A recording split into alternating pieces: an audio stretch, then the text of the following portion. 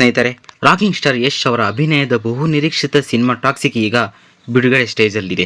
ಒಂದೆಡೆ ಸಿನಿಮಾ ಬಿಡುಗಡೆಗೂ ಮುನ್ನ ಅಡ್ವಾನ್ಸ್ ಬುಕಿಂಗ್ನಲ್ಲಿ ಭರ್ಜರಿ ರೆಸ್ಪಾನ್ಸ್ ಸಿಗುತ್ತಾ ಇದೆ ಎಂಬ ವರದಿಗಳು ಬರುತ್ತಿವೆ. ಮತ್ತೊಂದೆಡೆ ಹೈದರಾಬಾದ್ನಲ್ಲಿ ನಡೆದ ಟಾಕ್ಸಿಕ್ ಪ್ರೀ ರಿಲೀಸ್ ಇವೆಂಟ್ ಕೂಡ ದೊಡ್ಡ ಮಟ್ಟದಲ್ಲಿ ಸುದ್ದಿಯಾಗಿದೆ.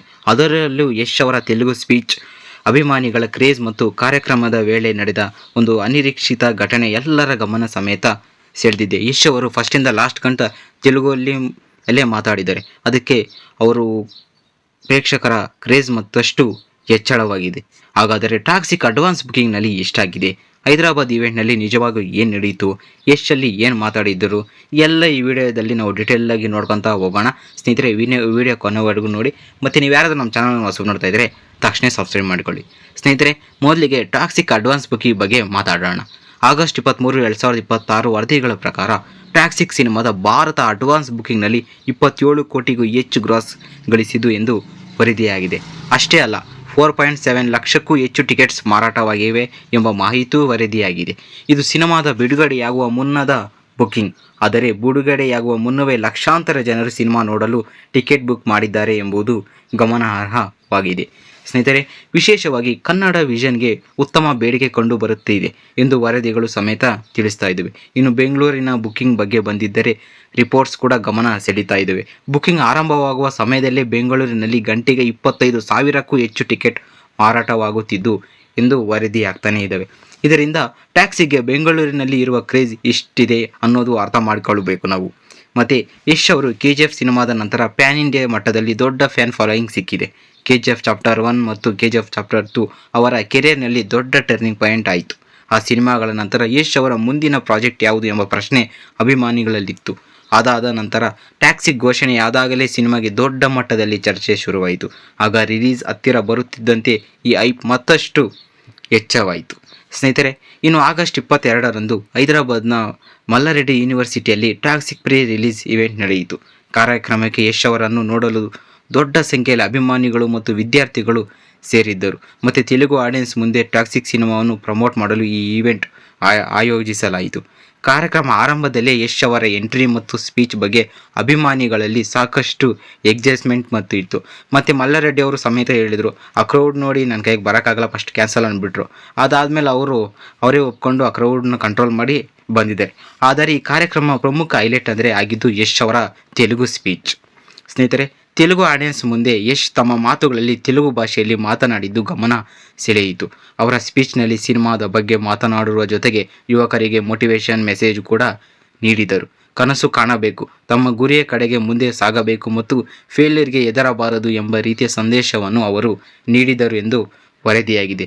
ಇದರ ಜೊತೆಗೆ ಸಿನಿಮಾವನ್ನು ಲ್ಯಾಂಗ್ವೇಜ್ ಅಥವಾ ರೀಜನಲ್ ಆಧಾರದಲ್ಲಿ ವಿಭಜಿಸಿ ನೋಡುವುದಕ್ಕಿಂತ ಭಾರತೀಯ ಸಿನಿಮಾ ಎಂದು ಒಟ್ಟಾಗಿ ನೋಡುವ ಅಗತ್ಯವಿದೆ ಎಂಬ ಅಭಿಪ್ರಾಯವನ್ನು ಅವರು ವ್ಯಕ್ತಪಡಿಸಿದ್ದಾರೆ. ಸ್ನೇಹಿತರೆ, ಈ ಮಾತುಗಳಿಗೆ ಆಡಿಯನ್ಸ್ನಿಂದ ತುಂಬ ಉತ್ತಮ ರೆಸ್ಪಾನ್ಸ್ ಸಮೇತ ಸಿಕ್ಕಿದೆ.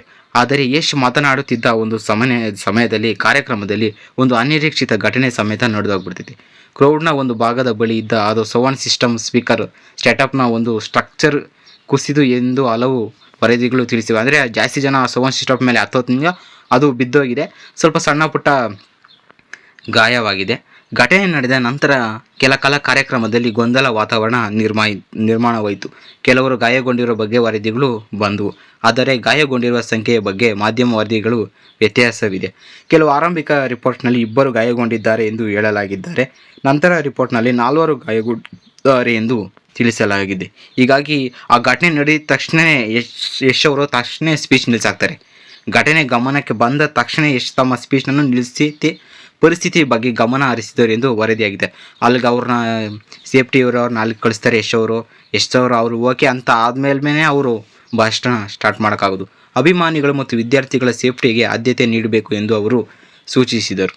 ದೊಡ್ಡ ಸೆಲೆಬ್ರಿಟಿ ಇವೆಂಟ್ನಲ್ಲಿ ಸಾವಿರಾರು ಜನರು ಸೇರುವುದರಿಂದ ಸ್ಟೇಜ್, ಸ್ಟಾರ್ಟಪ್, ಸೌಂಡ್ ಸಿಸ್ಟಮ್ ಮತ್ತು ಕ್ರೌಡ್ ಮ್ಯಾನೇಜ್ಮೆಂಟಲ್ಲಿ ಸೇಫ್ಟಿ ಬಹಳ ಮುಖ್ಯ. ಈ ಘಟನೆಯು ಅದನ್ನೇ ಮತ್ತೊಮ್ಮೆ ನೆನಪಿಸಿತು. ನಂತರ ಇವೆಂಟ್ ಮ್ಯಾನೇಜ್ಮೆಂಟಲ್ಲಿ ಮತ್ತೆ ವೆನ್ಯೂಗೆ ಸಂಬಂಧಿಸಿರುವ ವಿರುದ್ಧ ಕ್ರಮ ಕೈಗೊಳ್ಳಲಾಗಿದೆ ಎಂಬ ವರದಿಗಳು ಸಮೇತ ಬಂದಿವೆ. ಇನ್ನು ಟಾಕ್ಸಿಕ್ ಸಿನಿಮಾದ ಹೈಪ್ ಬಗ್ಗೆ ಮಾತನಾಡುವುದಾದರೆ ಇದಕ್ಕೆ ಹಲವು ಕಾರಣಗಳಿವೆ. ಮೊದಲನೇದು ಯಶ್, ಎರಡನೇದಾಗಿ KGF ನಂತರ ನೆಕ್ಸ್ಟ್ ಬಿಗ್ ಅವರ್ ಪ್ರಾಜೆಕ್ಟು, ಮೂರನೇದು ಸಿನಿಮಾ ವಿಭಿನ್ನ ಕಾನ್ಸೆಪ್ಟ್ ಮತ್ತು ಪ್ರೆಸೆಂಟೇಷನ್, ನಾಲ್ಕನೇದು ಸಿನಿಮಾದ ದೊಡ್ಡ ಕ್ಯಾಸ್ಟ್, ಟಾಕ್ಸಿಕ್ನಲ್ಲಿ ಯಶ್ ಜೊತೆಗೆ ಕಿಯಾರಾ ಅಡ್ವಾಣಿ, ನಯನತಾರಾ, ಉಮಾ ಖುರೇಷಿ, ತಾರಾ ಸುತಾರಿಯಾ ಮತ್ತು ರುಕ್ಮಿಣಿ ವಸಂತ್ ಸೇರಿದಂತೆ ಪ್ರಮುಖ ಕಲಾವಿದರು ಕಾಣಿಸಿಕೊಳ್ಳುತ್ತಿದ್ದಾರೆ. ಸ್ನೇಹಿತರೆ, ಈ ಸಿನಿಮಾವನ್ನು ಗೀತು ಮೋಹನ್ ದಾಸ್ ಅವರು ನಿರ್ದೇಶನ. ಸ್ನೇಹಿತರೆ, ಈ ಒಂದು ಇಂಟ್ರೆಸ್ಟಿಂಗ್ ಪಾಯಿಂಟ್ ಏನಂದರೆ, ಒಂದೆಡೆ ಅಡ್ವಾನ್ಸ್ ಬುಕ್ಕಿಂಗ್ನಲ್ಲಿ ಲಕ್ಷಾಂತರ ಟಿಕೆಟ್ಗಳು ಮಾರಾಟವಾಗ್ತೈತೆ, ಅದು ರಿಪೋರ್ಟ್ಸು. ಮತ್ತೊಂದು ಕಡೆ ಈ ಹೈದರಾಬಾದ್ ನಡೆದ ಮಾರ್ಕೆಟ್ನಲ್ಲಿ ದೊಡ್ಡ pre release event. Telugu audience ತುಂಬ ಲವ್ ಮಾಡ್ತಾರೆ ಇದನ್ನು ಮೂವೀಸ್ನ, ಅದಕ್ಕೆ ಪ್ರೀ ರಿಲೀಸ್ ಅಲ್ಲಿಕ್ಕಿದ್ರು. ಇನ್ನು ನಮ್ಮ ಕರ್ನಾಟಕಕ್ಕೆ ಇನ್ಯಾವ ರೀತಿ ಹೈಪ್ ಆಗಿರೋದೋ, ಇನ್ನೆಷ್ಟು ಲಕ್ಷಾಂತರ ಜನರು ಬಂದಿರೋರೋ ಅದೆಲ್ಲ ಊಹೆ ಮಾಡಿಕೊಂಡು ಹೈದರಾಬಾದಲ್ಲಿ ಇಕ್ಕಿದ್ದಾರೆ. ಅದಂತೂ ಒಳ್ಳೆಯ ರೆಸ್ಪಾನ್ಸ್ ಸಿಕ್ಕೈತೆ ಹೈದರಾಬಾದ್ನಲ್ಲಿ. ಮತ್ತು ಎಷ್ಟೋ ಲಕ್ಷಾಂತರ ಟಿಕೆಟ್ಗಳೆಲ್ಲ ಸೋಲ್ಡ್ ಔಟ್ ಆಗ್ತಾನೇ ಇದ್ದಾವೆ. ಟಿಕೆಟ್ ಎಲ್ಲ ಬುಕ್ಕಿಂಗ್ ಕನ್ಫರ್ಮ್ ಆಗ್ತಾನೆ, ಬುಕ್ಕಿಂಗ್ ಸೋಲ್ಡ್ ಔಟ್ ಆಗ್ತಾನೇ ಇದ್ವಿ. ಅದು ಎಷ್ಟು ಗ್ರಾಸ್ ಕೋಟಿ ಕಲೆಕ್ಷನ್ ಮಾಡ್ತಿದ್ದೋ ಈ ಮೂವಿ ಅಂತೂ ಗೊತ್ತಿಲ್ಲ ಸ್ನೇಹಿತರೆ. ಒಟ್ಟಾರೆ ಮತ್ತು ಇನ್ನೊಂದು ಹೈದರಾಬಾದ್ನಲ್ಲಿ ಅವರು ತೆಲುಗು ಸ್ಪೀಚ್ ಆಡಿಯನ್ಸ್ಗೆ ಗಮನ ಫುಲ್ಲು ಒಂಥರ ಅಟ್ರಾಕ್ಟಿವ್ ಆಗಿ ಅವರ ಮನಸ್ಸು ಗೆದ್ದಂಗೆ ರೀತಿ ಯಶ್ ಅವರು ಮಾತಾಡಿದ್ದಾರೆ. ಅದು ಮೇಯ್ನಾಗಿ, ಯಾಕಂದರೆ ಅಷ್ಟು ಸುಲಭವಲ್ಲ ನಮ್ಮ ಬೇರೆ ಭಾಷೆ ಕಲಿತು ಅಷ್ಟು ನೀಟಾಗಿ ಮಾತಾಡಿ. ಸ್ನೇಹಿತರೆ, ನೀವು ಯಾರಾದರೂ ಯಶ್ ಫ್ಯಾನ್ಸ್ ಆಗಿದ್ರೆ ನಮ್ಮ ವಿಡಿಯೋಗೆ ಒಂದು ಲೈಕ್ ಕೊಡಿ ಮತ್ತು ನಮ್ಮ ಚಾನಲನ್ನು ಸಬ್ಸ್ಕ್ರೈಬ್ ಮಾಡ್ಕೊಳ್ಳಿ. ಟ್ಯಾಕ್ಸಿಗೆ ಎಷ್ಟು ಕೋಟಿ ಕಲೆಕ್ಟ್ ಮಾಡ್ಬೋದು ಎಂಬುದನ್ನು ಕಮೆಂಟ್ ರೂಪದಲ್ಲಿ ತಿಳಿಸಿ ಸ್ನೇಹಿತರೆ.